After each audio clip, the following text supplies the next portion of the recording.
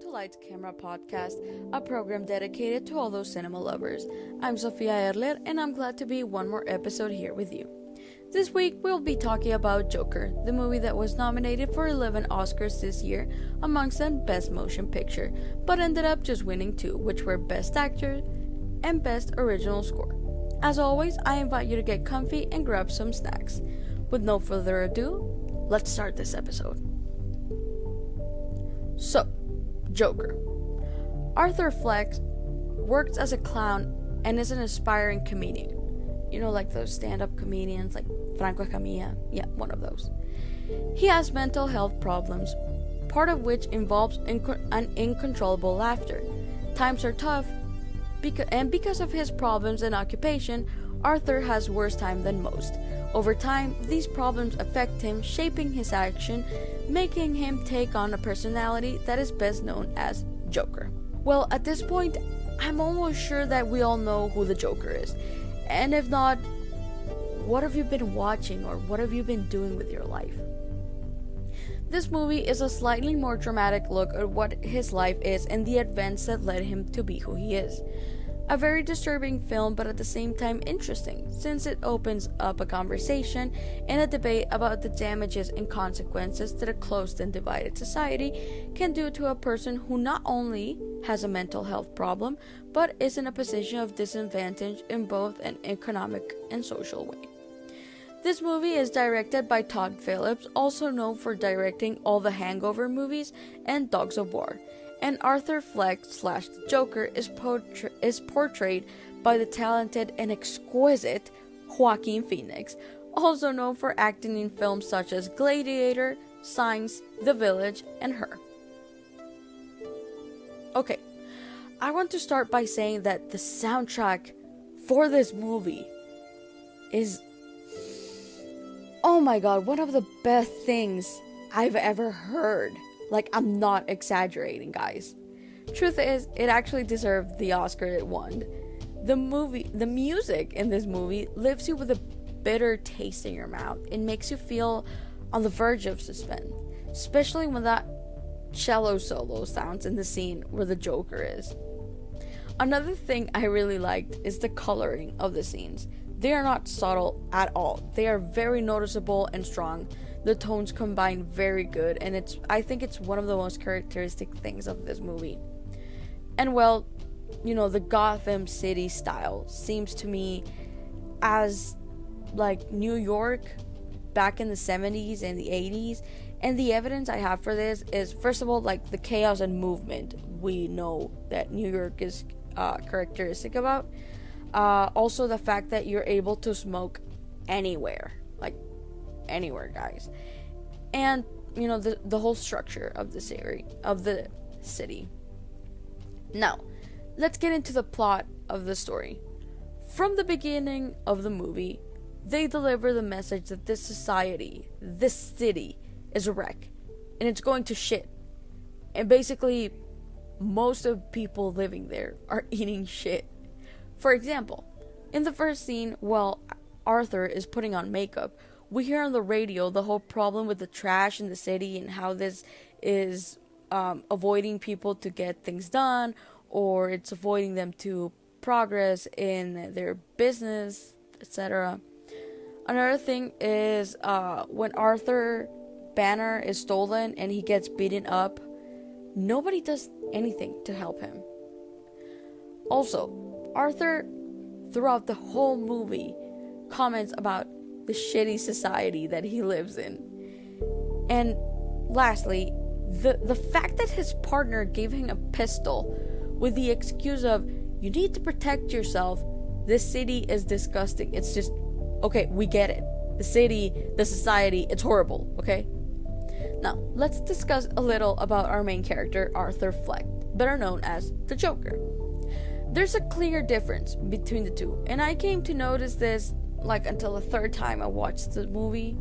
Like, this is a 2-for-1, and not those good ones you get in stores or restaurants, you know what I'm talking about? Well, let me explain. Our boy Arthur, he has like an alter ego that's the Joker, and they're opposite poles, okay? Let me explain. Arthur is a depressed man beaten by life, but that does not discourage him to think that at some point he will do well in life. He's shy, and the only thing that brings him happiness was the dream he had of becoming a famous stand-up comedian and bringing joy to others in this dark world.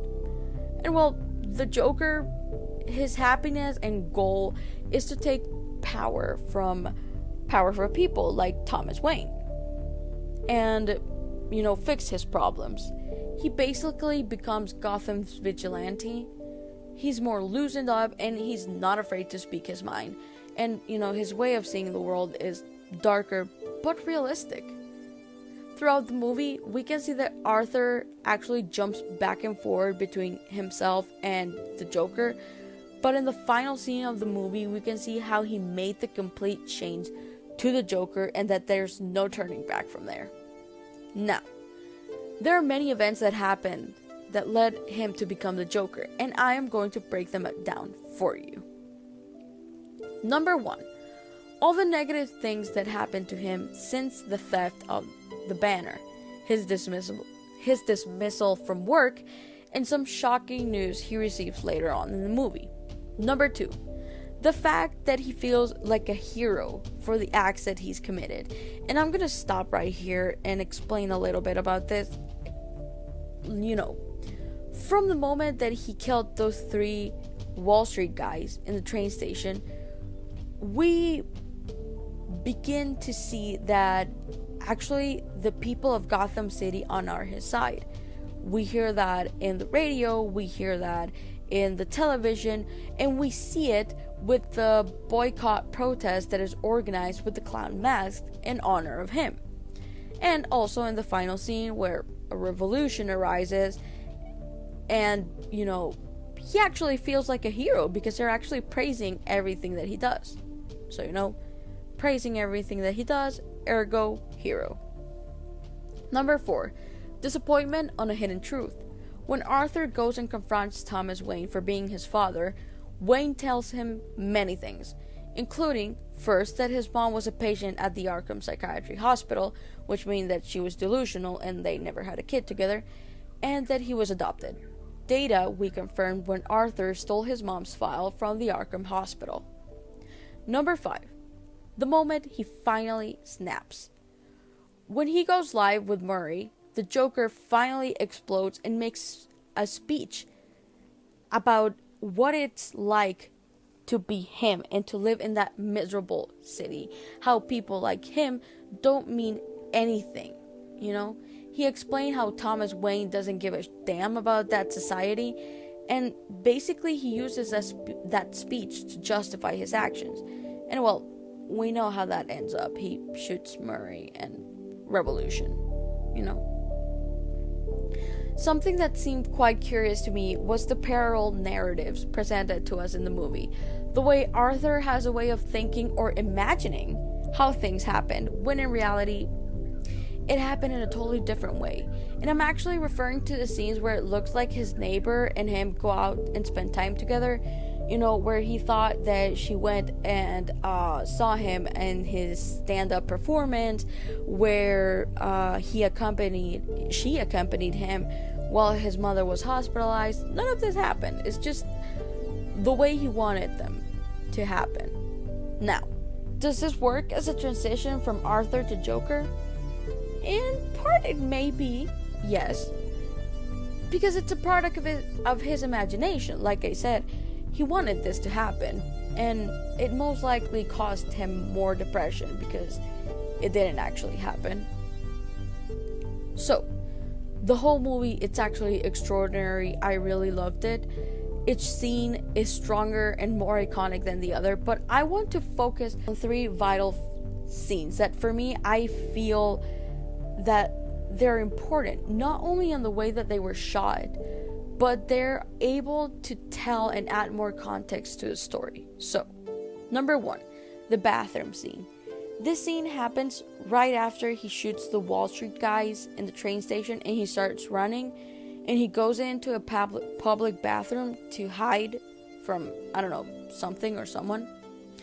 I see this scene as a symbol. It's like the beginning or the discovery of Arthur's alter ego, the Joker. It's like we're being introduced to a new character. And I simply love everything about this film.